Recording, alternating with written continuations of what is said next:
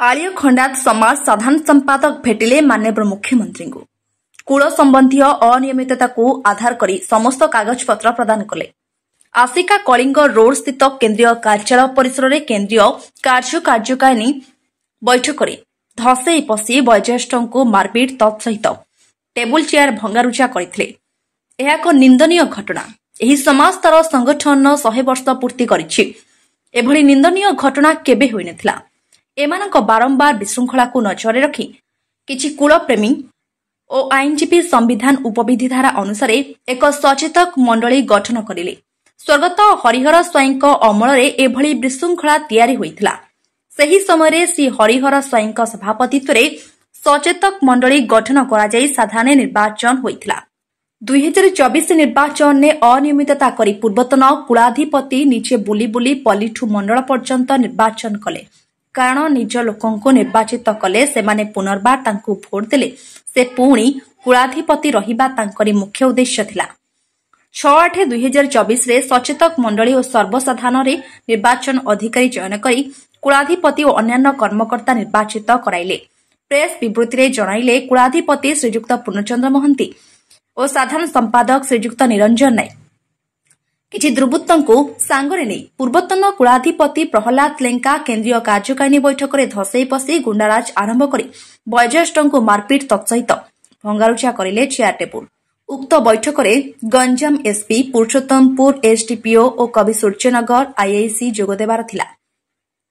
एक पारिवारिक समस्या को नहीं किंतु कुचक्री गोष्ठी केन्द्रीय कार्यकारिणी बैठक को भंग नष्ट करने और पूर्ण सभापति हातेइबा सकाशे एभली निंदनीय कार्यकलाप करिले, जहाँकि बुद्धिजीवी महल क्षोभ प्रकाश पाई। वरिष्ठ आईनजीवी और वरिष्ठ बुद्धिजीवी माने मत प्रकाश करिसेंती अति शीघ्र साधारण बैठक डकाई जो माने विशृंखला करिसेंती सेमानक सभ्यपद रद्द करा जाऊ। प्रकाश थाउ कि सेमाने कूलरे सामाजिक चलनी रहिबे किंतु कोनोसी पदपदबी रे रही पारिबे नाही।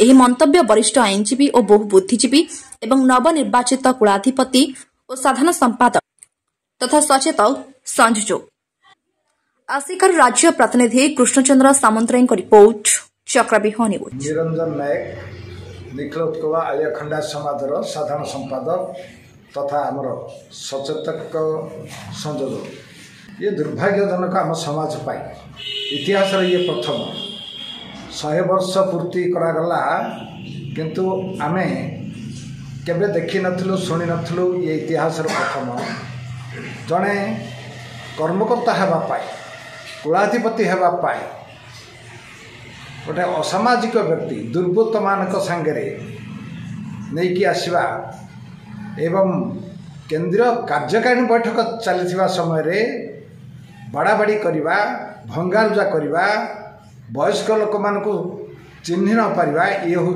समाजर दुर्भाग्य बोली मु कहबी। रणक्षेत्र होता निश्चित रूपे बैठक रे आमे जाकू डाकी नथलु बैठक को सेमाने अनाधिकार प्रवेश बिना अनुमति प्रवेश करके भंगारुजा कले। ताकर उद्देश्य थिला आमे बाड़ाबाड़ी कले आमे कर्मकर्ता हो समाजर साधारण लोक माने ए प्रकार व्यक्ति को केबे मध्य संपर्क रखिबे नाही केबे मध्य सम्मान देबे नाही। एमाने जानि नाहंती बोधे जानि नाहंती कुलाधिपति महाशय सचेतक मंडली कौन जानि नाहंती कुलाधिपति महाशय जानि नाहंती सर्वसाधारण बैठक कौन केन्द्र सर्वसाधारण बैठक होची सर्वोच्च बैठक। से निष्पत्ति को सी न मानी कार्यकारी नकारी भंगारुजा करवा आसिकी बाड़ेबा यहाँ कौन उचित थिला कि निश्चित रूपे आगामी दिन में ये सर्वसाधारण पुनः आर उत्तर रखिबे किंतु आमे आईन को हाथ को नहीं ना ए बरामंडल आईन को हाथ को नहीं ना आईन को से हाथ को नहीं जो कार्य करचंती तो माने प्रशासन का अधिकारी मान मध्य बुझिबे एथरो घटना कौन। तेणु आसतु आमे समस्त मिलिमिशि समस्त मंडल सभापति माने मिलिमिशि यार निश्चित रूपे उचित जवाब देवे। जय माँ कुलगंगा। सर आगु आपणकर सचेतक मंडली केबे गठन होइथिला कि? सचेतक मंडली पूर्वरु मान्यवर पूर्वतन सांसद स्वर्गत हरिहर स्वाई बा पूर्वतन मंत्री स्वर्गत हरिहर स्वाई समय सचेतक मंडली गठन करा किछि गोटे समस्या बा जदि समाज संगठन स्थिति अणायत भितर रहिबो ताहले सचेतक मंडली गठन करा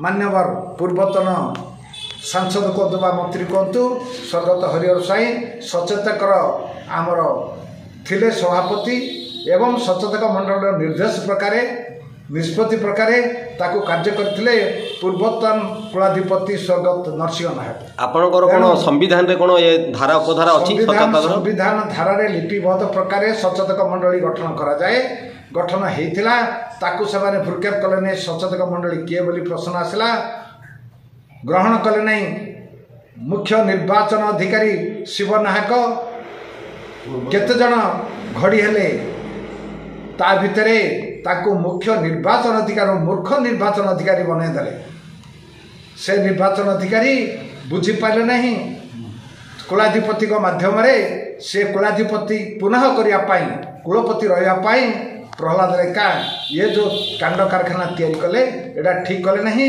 सचेतक मंडली कहतु साधारण बैठक निष्पत्ति को कार्यकारी कले नहीं यह दुर्भाग्य दुर्भाग्य दुर्भाग्य।